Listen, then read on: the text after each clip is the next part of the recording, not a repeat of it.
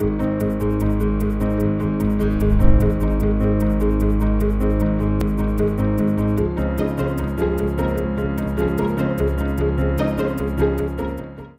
à tous. Tout d'abord, mes meilleurs vœux pour cette année 2014.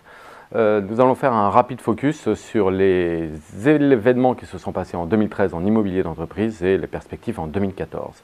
Tel que nous l'attendions, la demande placée a baissé puisqu'elle accuse aujourd'hui un recul de 17% par rapport à 2012 en atteignant un volume global de 1 743 000 m².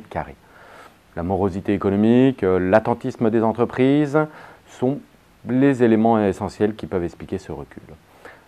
Le point le plus important peut-être dans la demande placée en 2013, c'est le recul assez net des grandes transactions de plus de 4 000 m², puisqu'elles ne représentent que 40% du volume global, avec un volume à 717 000 m² pour 66 transactions, au lieu de 91 en 2012.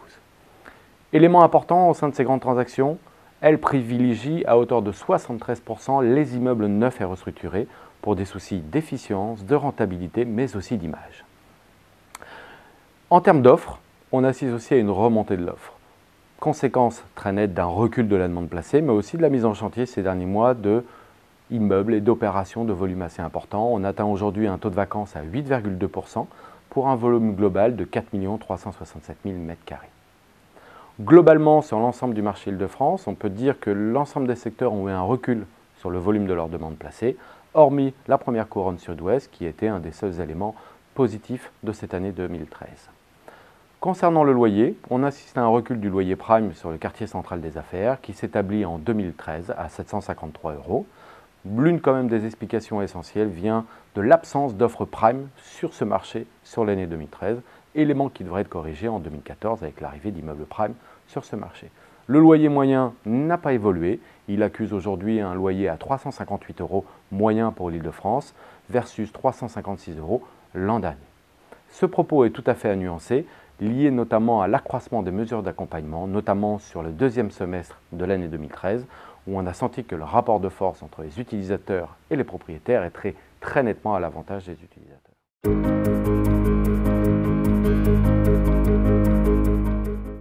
Quelles sont les perspectives pour 2014 ?